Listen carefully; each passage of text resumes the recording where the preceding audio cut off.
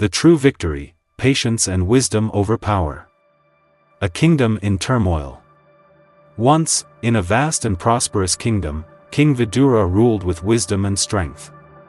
His people revered him, not only for his ability to lead in times of prosperity but also for his fairness in times of crisis. However, one thing troubled him: the growing threat of a powerful neighboring warlord named Anathapindika. Anathapindika was known for his cunning strategies and ruthless ambition. He had conquered several smaller territories and sought to challenge King Vidura's rule. Spies reported that he was amassing an army, ready to march upon the capital. The kingdom trembled at the possibility of war. King Vidura's advisors urged him to strike first. Anathapindika is a snake waiting to strike. One general argued, "If we hesitate, he will seize the advantage. Let us march upon his lands before he does the same to us." But the king was not quick to draw his sword. A true leader does not wage war out of fear. He said, "We must seek another way." Yet, the warlord continued his aggression. He spread rumors, infiltrated the markets, and turned allies against the king. Tensions grew. And soon, a formal declaration of war arrived. The test of patience. Instead of preparing for an immediate battle, King Vidura devised a different approach. "We will not meet him with swords," he declared. "We will meet him with patience and wisdom." His court was shocked. How could patience defeat a ruthless warlord? Nonetheless, the king sent envoys with gifts and messages of peace. "I seek not to destroy you," he wrote. "I seek to understand you. What is it you desire?" Anathapindika was amused by the gesture but did not take it seriously. He burned the gifts and sent back a messenger with a simple response: "Your kingdom." Still, King Vidura did not retaliate. Instead, he continued his rule as if the war was not inevitable. He instructed his people to remain calm and not speak of the warlord in hatred. He continued to hold open court, tending to the poor and seeking ways to improve his kingdom. Meanwhile, Anathapindika grew impatient. He had anticipated retaliation, but instead, there was silence. The lack of response made him uneasy. It forced him to wait. His soldiers, restless and eager for battle, began to question him. His own court whispered doubts. "The king does not see you as a true threat," his advisors told him. "He does not send armies because he does not fear you." These words fanned the flames of his pride. He decided he would not wait any longer. He would march upon the capital and take what he believed was his. The turning point. The warlord's army moved swiftly, but King Vidura had prepared his people. Not with weapons, but with wisdom.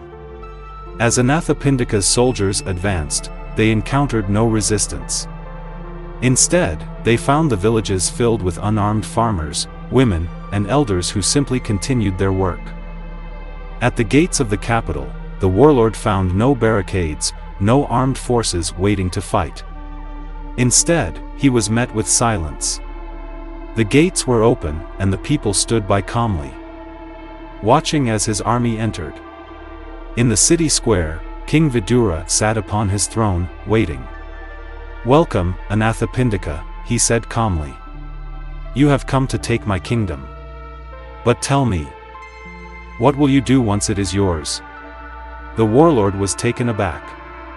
"I will rule," he answered. "And then?" the king asked. "I will strengthen my army, build my wealth," Anathapindika responded. "And then?" The warlord hesitated. "Then, I will bring peace." At this, the king smiled. "Peace? Tell me, warlord, what have I been doing all along?" Anathapindika looked around. The people were not afraid of him. The city was not in ruin. There was no battle, no bloodshed. And yet, he had already lost. Because he realized, in that moment, that the kingdom he sought to conquer was already stronger than he could ever have made it. It was not the strength of the army that protected it, it was the wisdom of its ruler, the patience of its people, and the understanding that true victory does not come from destruction but from balance. The defeat without war. Anathapindika fell to his knees. "I have been a fool," he admitted. "I sought power through force, but I see now that true power lies in patience and wisdom." The warlord expected punishment. Perhaps exile. Perhaps imprisonment. But instead, King Vidura extended his hand. "You are not my enemy," the king said. "You are a man seeking what we all seek, security, power, purpose. But you have sought it in the wrong way. If you wish to rule, then learn to rule wisely." Humbled, Anathapindika accepted. He swore his loyalty to the king, not out of fear, but out of respect. He disbanded his army and, in time, became one of the greatest leaders under King Vidura's rule, helping expand prosperity rather than destruction. The lesson. This story teaches us that victory is not found in the defeat of others but in the mastery of oneself. King Vidura's greatest battle was not against Anathapindika, it was against the urge to react with violence. Against the fear of appearing weak, and against the pressure to meet aggression with aggression. By exercising patience and wisdom, he won a war without bloodshed. He transformed an enemy into an ally and strengthened his kingdom not through conquest, but through understanding. And so, we must ask ourselves, how often do we seek to dominate, to fight, to prove our strength? What would happen if we, instead, responded with patience? With wisdom, with the understanding that not all battles are won through force? This is the true victory, the ability to remain steadfast in one's principles, to lead with wisdom, and to understand that strength is not in overpowering others, but in overcoming the weaknesses within ourselves. Lesson 2. Compassion and forgiveness are the greatest strengths. In a small, serene kingdom nestled at the foot of the mountains, there lived a wise and compassionate king named Bhanuka. The kingdom was known far and wide for its peaceful ways, where the inhabitants lived in harmony with each other and the land. King Bhanuka was a ruler who had learned the value of compassion and forgiveness from his experiences, but it had not always been so. Years before he ascended to the throne, the king was just a young prince, eager to prove himself in the world. His father, the old king, had always taught him about the importance of courage, wisdom, and justice. But these lessons did not always resonate with the young prince, who was more focused on achieving power and strength. One fateful day, a rival kingdom to the north, led by a fierce and ambitious ruler named Anathapindika, declared war on Bhanuka's kingdom. The neighboring kingdom had long envied the peaceful prosperity of Bhanuka's lands and sought to claim them for themselves. Anathapindika believed that only through conquest and domination could he achieve greatness, and he saw King Bhanuka as an obstacle to his ambitions. The war began with swift and brutal attacks. Anathapindika's army was vast, and it overwhelmed the smaller forces of King Bhanuka. With each victory, the invading army grew bolder, and the people of Bhanuka's kingdom became fearful. Desperation crept into the hearts of the citizens, and the young prince was forced to assume the mantle of leadership much sooner than he had expected. In the midst of the chaos, King Bhanuka made a bold decision. He called for a meeting with his closest advisors to strategize. Rather than retreating in fear or escalating the violence, he sought another way to confront Anathapindika's growing power. The prince was determined to find a way to end the war without further bloodshed. The solution he devised was unconventional but profound. He decided to meet with Anathapindika, not as an adversary, but as a fellow ruler seeking peace. It was an unheard-of idea, one that many of his advisors and generals criticized, but Bhanuka insisted. He believed that only through understanding, not more violence, could the conflict be resolved. The day of the meeting arrived, and Bhanuka traveled to the enemy's camp. As he entered the warlord's tent, the harsh and calculating Anathapindika was seated, his eyes full of suspicion. The tension was palpable, the sounds of the ongoing battle ringing in the distance. "You come here to beg for mercy, I see," Anathapindika sneered, his voice dripping with contempt. "You should have known better than to challenge me. My power is absolute." Bhanuka, however, remained calm and composed. His eyes radiated a deep sense of compassion, something Anathapindika had not seen in many years. "I do not come to beg for mercy," Bhanuka replied. "I come to offer a path to peace. There is no honor in endless bloodshed. We have both suffered enough. I ask you, what do you hope to achieve with this war? What is the true price of your victory?"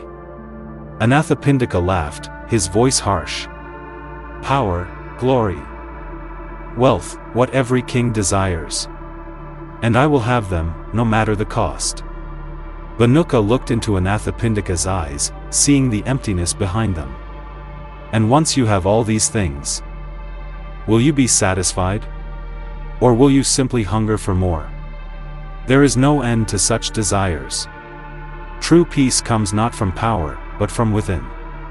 Anathapindika's expression faltered for a brief moment, though he quickly masked it with arrogance. "Your words are meaningless. The world runs on strength, and I intend to take what is mine." Bhanuka was not disheartened. He had been taught that the greatest strength was not in brute force, but in the strength to show mercy and forgiveness, to transcend the cycle of hatred and violence. He could see that Anathapindika was blinded by his own ambition and had forgotten the true meaning of power. So, Bhanuka spoke again, this time with deep sincerity. "You speak of power, but what is power if it only brings suffering? What is victory if it is built on the broken bodies of innocent people? I offer you something more, something that cannot be taken by force: forgiveness. I forgive you for your aggression. I forgive you for your cruelty. It is not out of weakness, but out of strength that I offer you this. I ask you to return to your people and make peace with your own heart."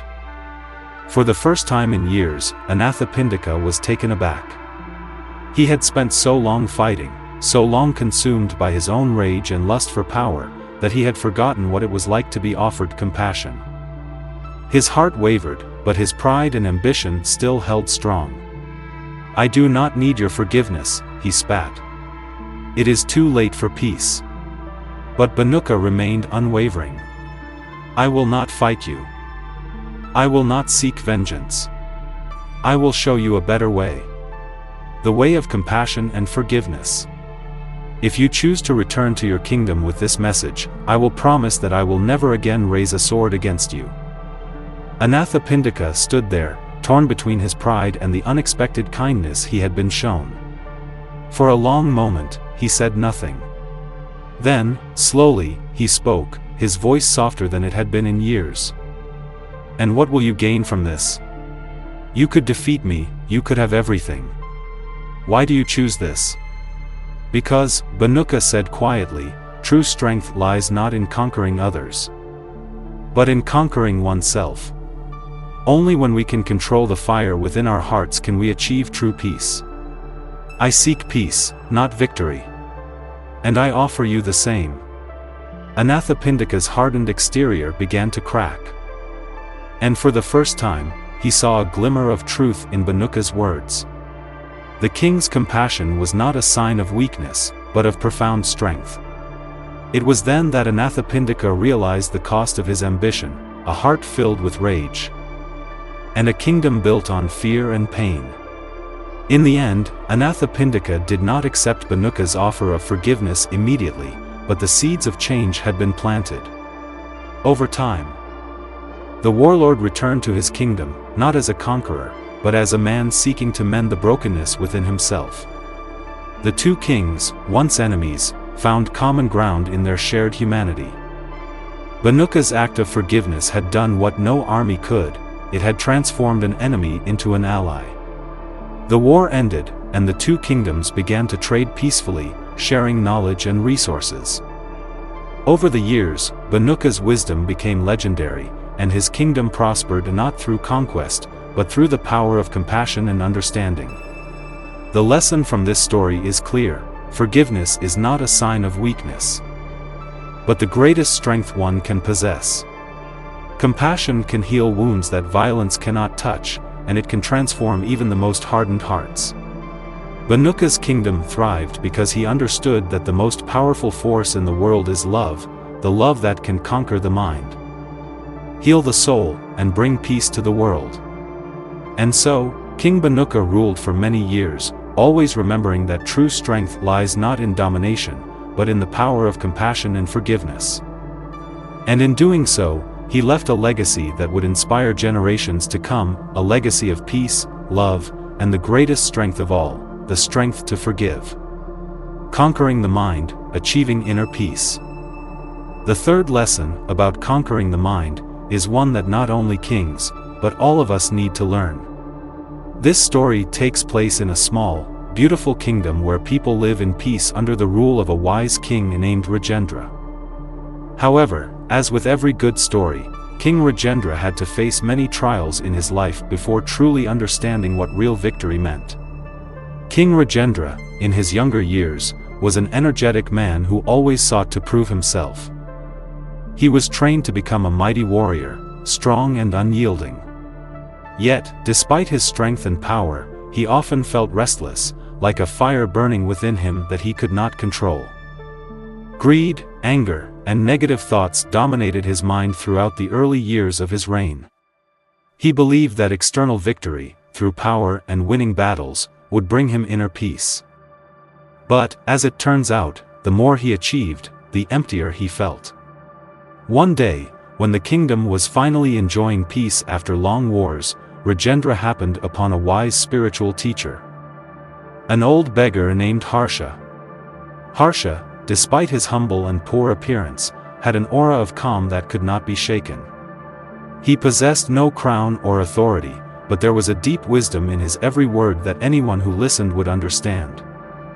King Rajendra, while strolling through the royal gardens, encountered this humble teacher meditating beneath an ancient tree. Curious, the king stopped and decided to speak with him. "Master," Rajendra said, "you seem so at peace. My entire life has been one of battle, but I still feel incomplete. How can I find peace like you?" Harsha smiled gently but said nothing immediately.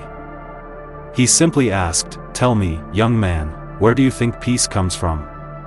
The king, feeling confident in his knowledge, replied without hesitation, "Peace comes from power. From victory. If I can win, I will have everything I desire." Harsha shook his head softly. A conqueror in battle may have power, but true victory comes when the mind is free.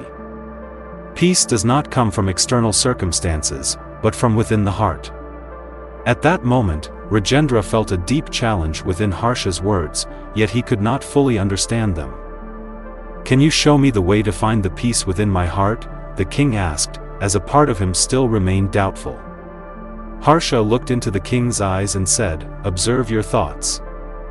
Young man.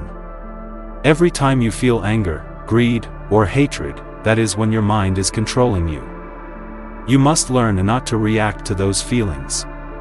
Instead, sit in stillness and observe them. Do not let them rule your life." Rajendra, though not fully understanding, felt a deep urge to try out Harsha's advice.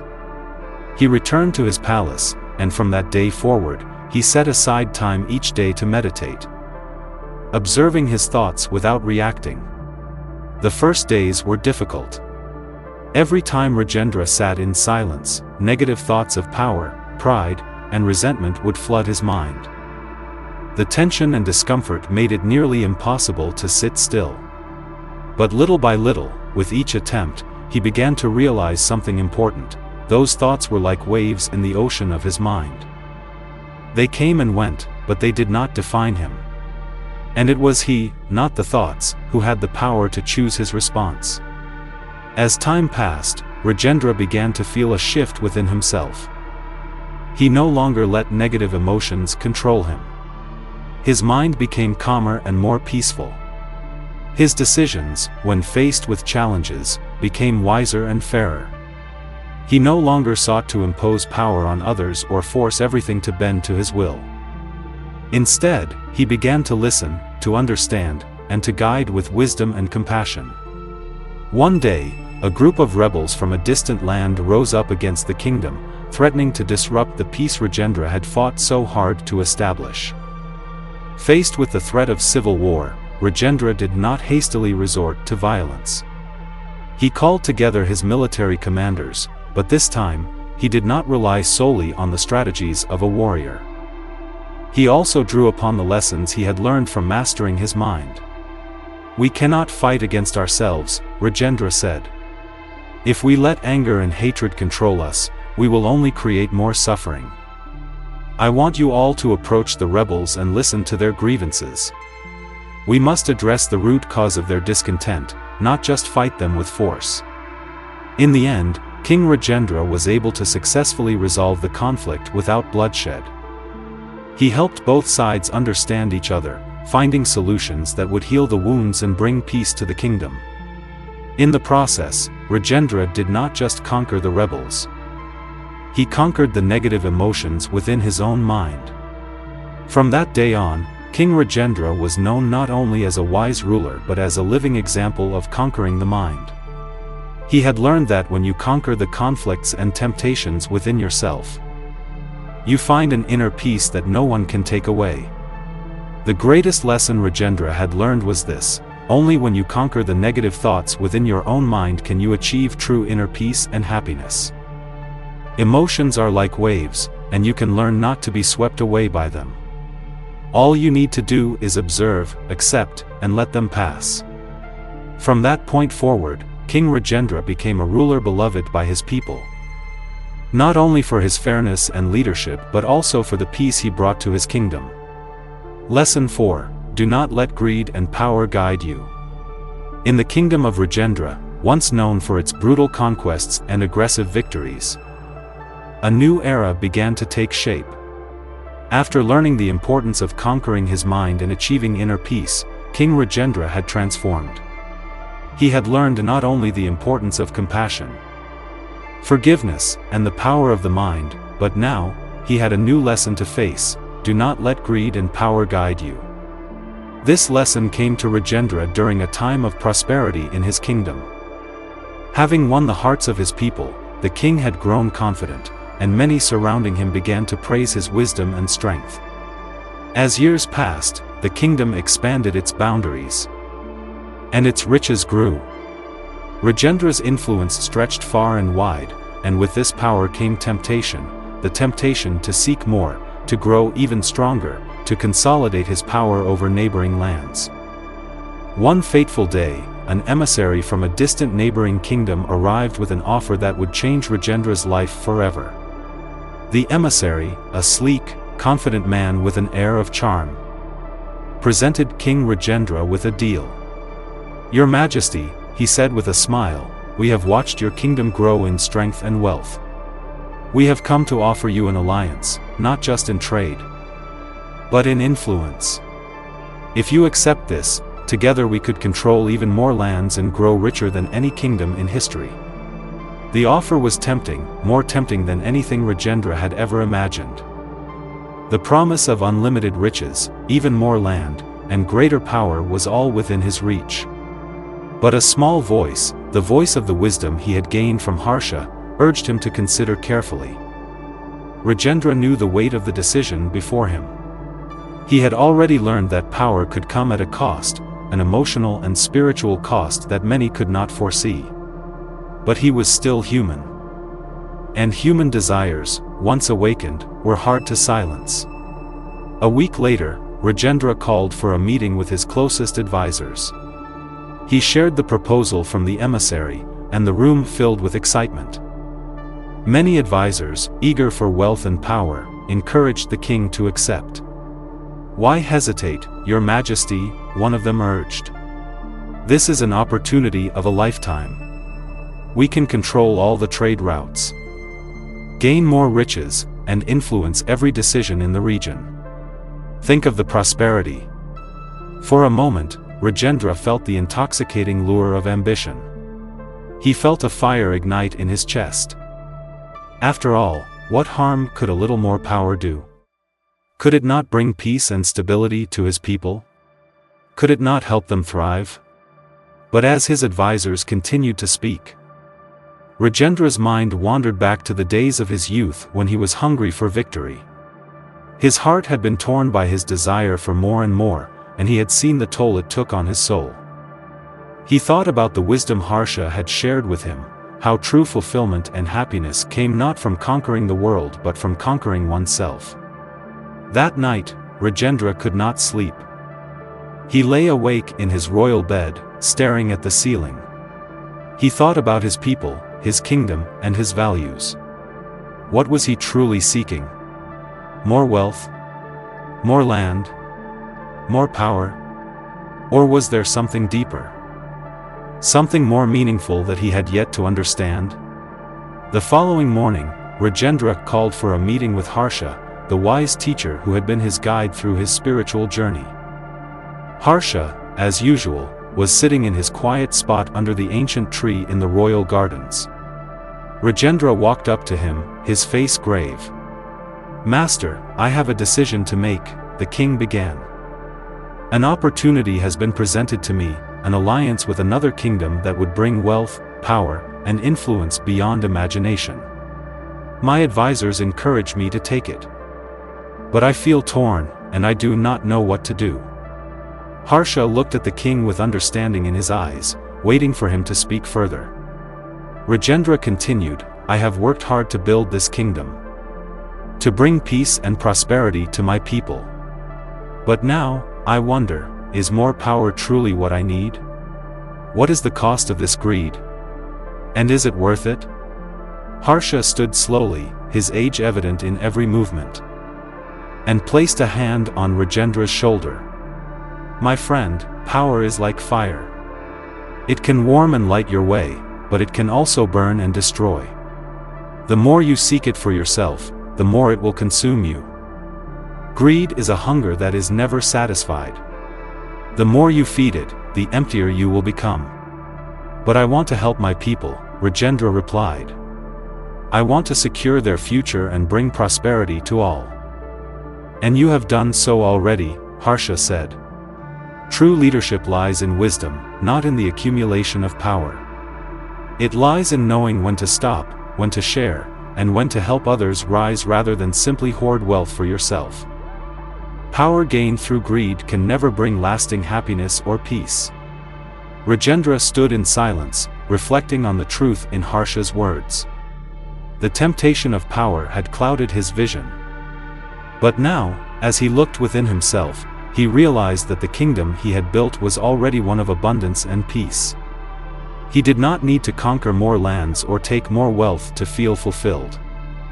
The true fulfillment came from the love and unity of his people, not from external conquests.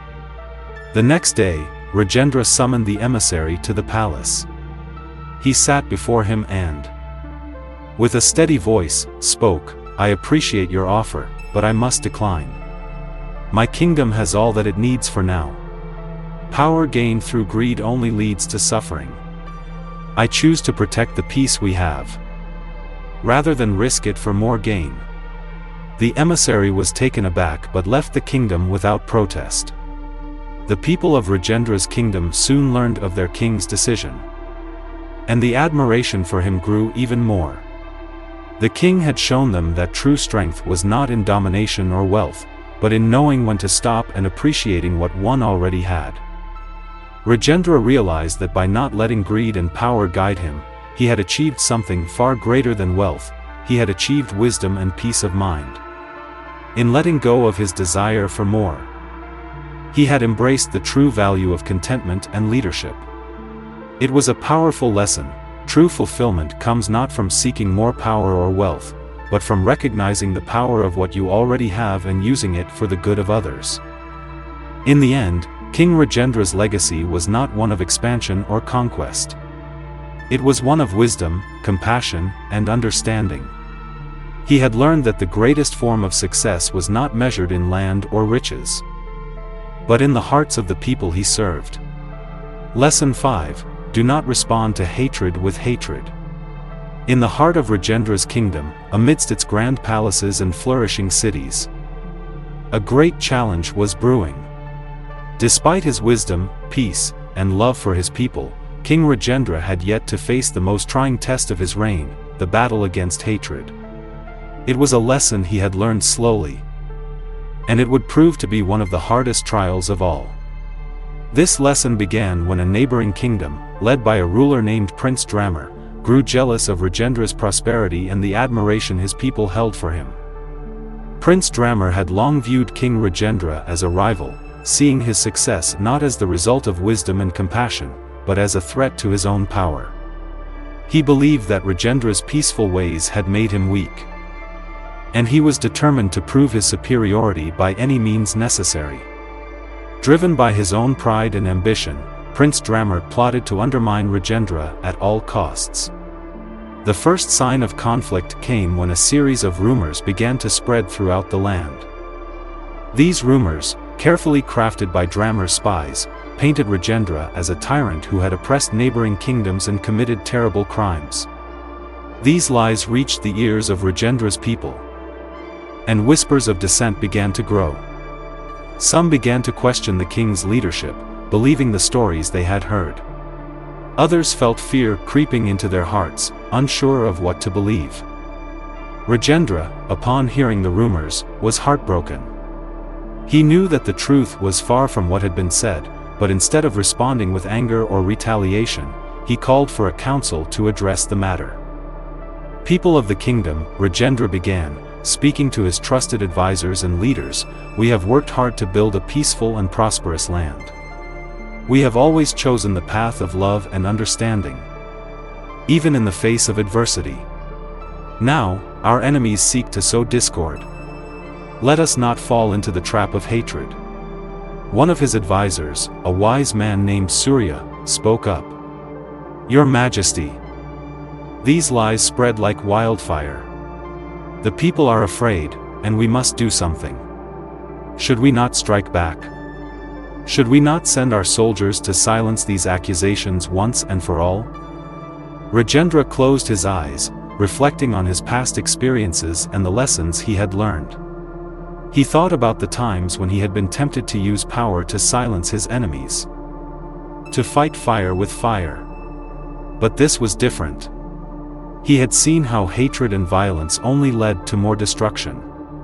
He had seen how retaliation often fueled a cycle of suffering. He would not let himself be drawn into that. No, Surya, Rajendra replied, his voice steady. Responding to hatred with hatred only brings more pain. We cannot allow ourselves to be blinded by anger. If we meet their lies with violence, we will only add to the suffering in the world. The way of peace is the only true path.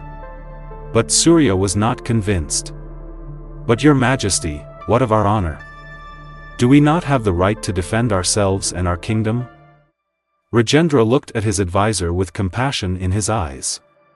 True honor is not found in the strength of our arms, but in the strength of our hearts. Let us show the world that we are not afraid. Not through violence, but through love, understanding, and truth. We will not let hatred lead us astray. For days, Rajendra wrestled with the consequences of his decision. He knew that by refusing to fight, he was opening his kingdom to further attack and suffering. But he also knew that by holding to the path of compassion, he was teaching his people something far more powerful than any victory in battle. Rather than retaliate, Rajendra called for an open gathering, inviting both his people and the emissaries of Prince Drammer's kingdom. He stood before them in the royal square, his presence calm but resolute. People of Rajendra, he began, his voice carrying across the crowd, I have heard the rumors, the lies that have been spread about me and my kingdom. But I ask you, is this the truth?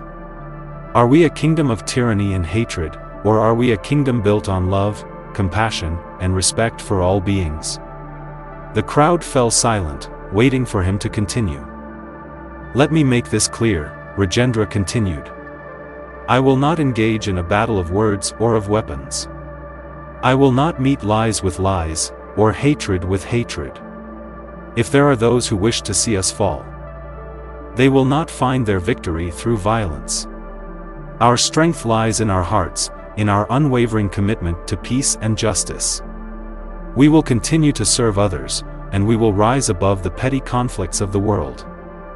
Rajendra then turned to the emissaries of Prince Drammer, who stood at the back of the crowd. To those who have spread these lies, I say, you are welcome here. Let us speak the truth together. And let us move forward in peace. For a long moment, the crowd was still. Then, something remarkable happened. The emissaries, who had expected a fierce defense and an angry king, saw instead the strength of Rajendra's resolve. They saw the power of his message and the sincerity in his eyes. The people who had gathered began to murmur among themselves, speaking of the king's wisdom and strength. A quiet hush settled over the square as the emissaries of Drammer stepped forward, and to the surprise of everyone, they bowed before the king. Your Majesty, one of them said. We came with lies, but we see now that we have been mistaken. The truth is clear. Your kingdom is one of peace, not of tyranny. Rajendra nodded, grateful that his message had been heard. Thank you, he said simply. Let us walk together in peace, and let our actions speak louder than any words. The emissaries left the square, and soon the rumors began to fade. The people of Rajendra saw their king's wisdom and love, and they chose to follow his example. Hatred had been met with understanding, and lies had been confronted with truth. The kingdom, once shaken by fear and uncertainty, found its way back to harmony. In the weeks that followed, King Rajendra received a letter from Prince Drammer. It was a letter of apology, acknowledging the harm his actions had caused. He had seen the wisdom of Rajendra's response and had come to understand that hatred only breeds more hatred. He, too, wished for peace and offered a truce. Rajendra's decision to respond to hatred with compassion had not only saved his kingdom from war, but it had also opened the door for reconciliation. He had proven that the greatest strength was not in power or in striking down an enemy, but in rising above hatred and responding with love and understanding. From that day forward, Rajendra's kingdom stood as a beacon of peace in the region. People came from distant lands to learn from the king's example. And Rajendra's legacy became one of wisdom, compassion, and unwavering love. His greatest victory was not the conquering of lands, but the conquering of hatred within his heart and the hearts of those around him. The lesson was clear: do not respond to hatred with hatred. Let compassion and understanding guide you, for that is the path to true peace and lasting harmony. As we reflect on the powerful lessons we've shared today, we are reminded that true strength lies not in the battles we fight or the victories we claim, but in the love, patience, and wisdom we cultivate within ourselves. From patience in overcoming our internal struggles, to the power of forgiveness and compassion, each of these lessons teaches us that the path to peace begins within. Remember, the real journey is one of self-discovery and self-mastery. By embracing these lessons in our everyday lives, we can transform not just ourselves but the world around us. Whether it's overcoming hatred, letting go of the ego, or simply choosing kindness in the face of adversity, these are the true victories that bring lasting peace. If you found these stories inspiring, I invite you to subscribe to the channel, so you never miss out on more valuable insights like these. Don't forget to like and comment below. I'd love to hear your thoughts and how these lessons resonate with you. What is your favorite lesson, and how will you apply it in your life? Thank you for being a part of this journey. Together, we can make the world a more compassionate and peaceful place, one step at a time. Until next time, stay kind, stay mindful, and keep growing. Growing. Growing. Growing. Growing.